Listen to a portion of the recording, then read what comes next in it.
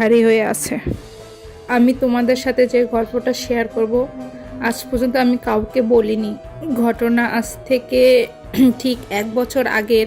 তখন আমার নতুন একটা টেবিল ল্যাম্পের খুব শখ হলো।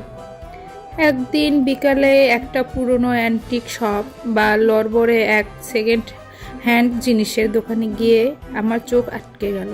একটা অদ্ভুত দেখতে ল্যাম্পের পিতলের তৈরি, নকশাগুলো বেশ প্রাচীন আর কেমন যেন একটা মায়াবী টান ছিল ওটার মধ্যে।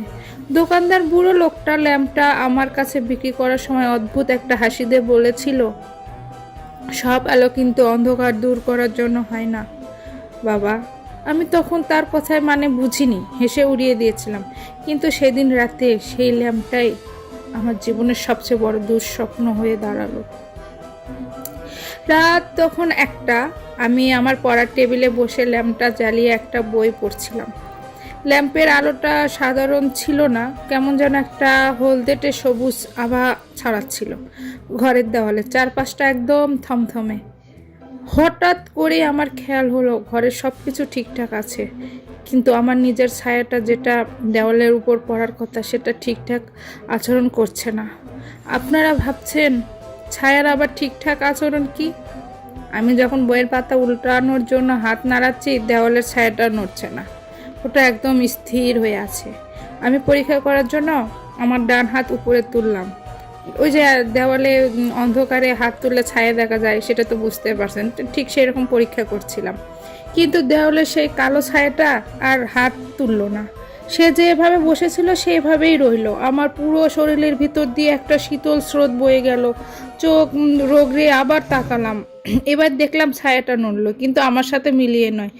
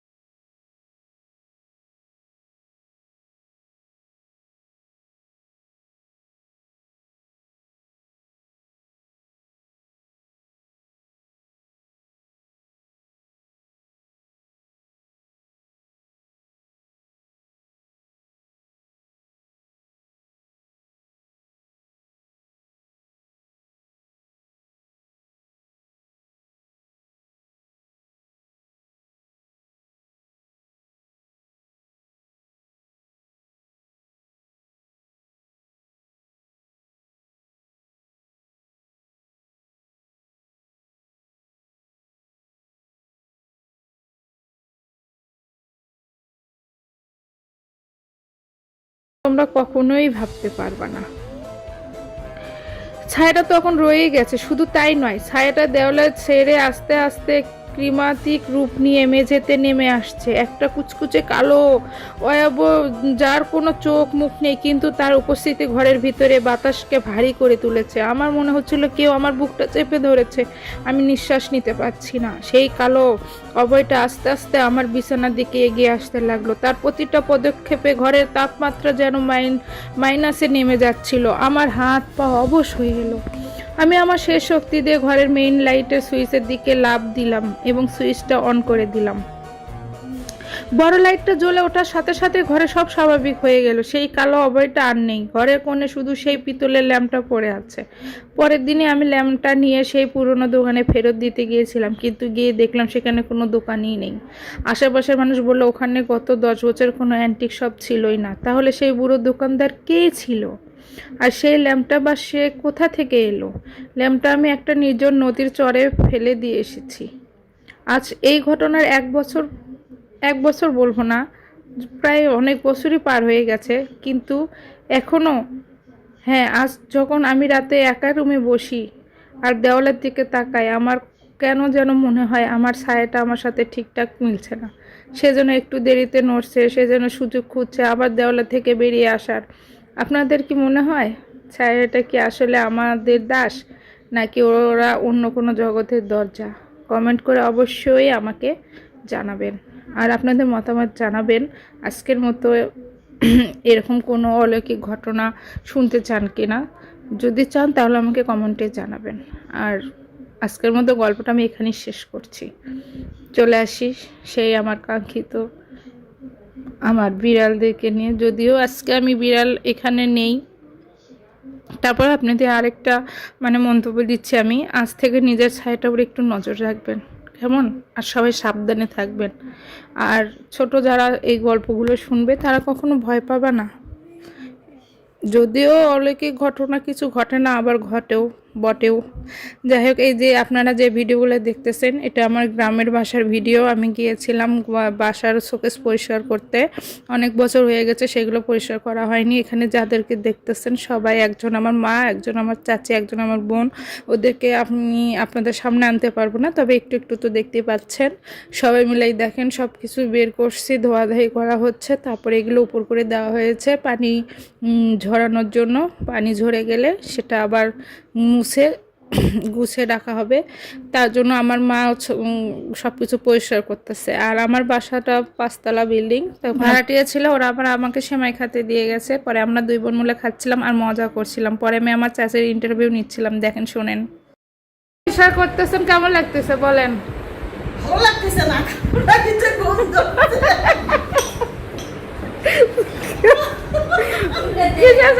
বলেন কেমন লাগতেছে, ভালো করে বলেন, ওগুলো কথা হলো। এই যে এত দূর থেকে আসলেন এগুলো পরিষ্কার করতে, তারপরও তার কি মন্তব্য কি কর? ভালো লাগতেছে। হ্যাঁ, না দেয় সে খুশি তো দাম কাম করে উপর দিয়ে লাভ মারো। এই দেখেন ওর কাপড় দিচ্ছে। তারপরে আমি জিজ্ঞাসা করলাম, তারপর আপনারা শুনলেন। যাই হোক, আপনারা কেউ কিছু মনে করবেন না, যদিও আমি অতটা অভিজ্ঞতা আমার নেই, নতুন আপনাদের মাঝে আসছে, আস্তে আস্তে সব কিছু শিখতেছি। তারপরে যে আমার সোনারা দেখেন কিভাবে ওরা ঘুম পাড়ে। এত পুরো একটা বাড়ি, ওদের মনে জায়গা কোথাও মিলে না, এর চিপায় ওর তোলে, এর নিচে, যেখানে সেখানে যে এইভাবে ঘুমাবে। দেখছেন 2 বোন খুব মারামারি করে, তারপরেও দুজনে একসঙ্গেই থাকে। আর ওর মার কাম দেখেন, সব সময়ের জন্য ওর মা দেখেন এভাবে একা গুটি সুটি মেরে থাকবে, যে সোফার উপর উঠে বসে আছে, আর ওর মেয়েরা এখানে এসে ঘুমাচ্ছে। মা মেয়ে একসাথে থাকতেই চায় না। তারপরে এই তো এইসব করার পরে এগুলো গুছানো হচ্ছিল। পরে আমার বোন আবার সব মুছতেছিল, আমার মা আগে ময়লা পরিষ্কার করে দিচ্ছে, ও আবার ফাইনাল মুছা দিচ্ছে। আর আমার চাচি তো এখানে সবগুলো পরিষ্কার করতেছিল। পরিষ্কার তো হয়ে গেছে, পরে পরিষ্কার তেনাদের শুকনো তেনাদের মোছা হচ্ছিল, যেহেতু তুলে রাখবো। আর এইগুলো তোলা জিনিস, যদি এদের ভিতরে ধরেন একটু পানি টানি থাকে, ওগুলো দাগ বসে যায়, ওই জন্য ভালো করে মুছে রাখতে হয়। পরে আমিও মুছতেছিলাম, আবার মুছতে মুছতে আবার ভিডিও নিচ্ছিলাম, এভাবেই করতেছিলাম। করতে করতে প্রায় আমরা গিয়েছি 10টার সময়, আর আসছি হচ্ছে বিকাল 5টার সময়। এতক্ষণ লাগছে পুরো কাজটা করতে, তাহলে বোঝেন কতগুলো জিনিস ছিল। সে ফাইনালি দেখেন প্রায় অর্ধেক তোলা শেষ।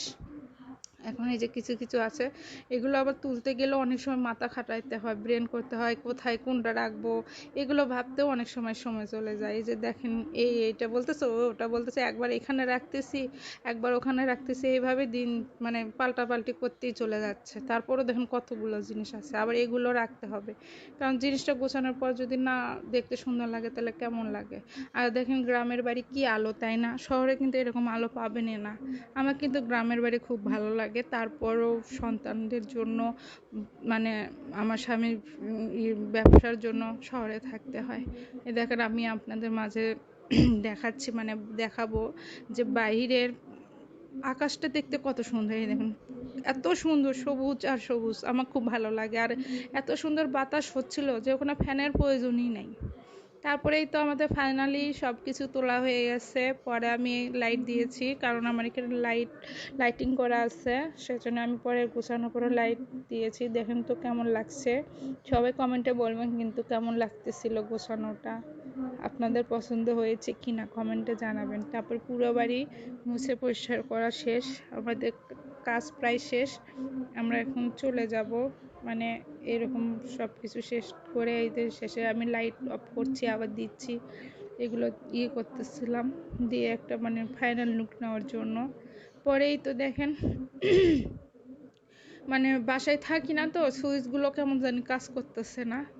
তারপরে পরেও যেতে হয় ঈদে, কারণ গ্রামে বাড়ি না থাকলে ঈদে তো আর শহরে তো আর ঈদ করা যায় না, তাই না? গ্রামেও তো আত্মীয় স্বজন আছে, তাদের মাঝে যেতে হয়।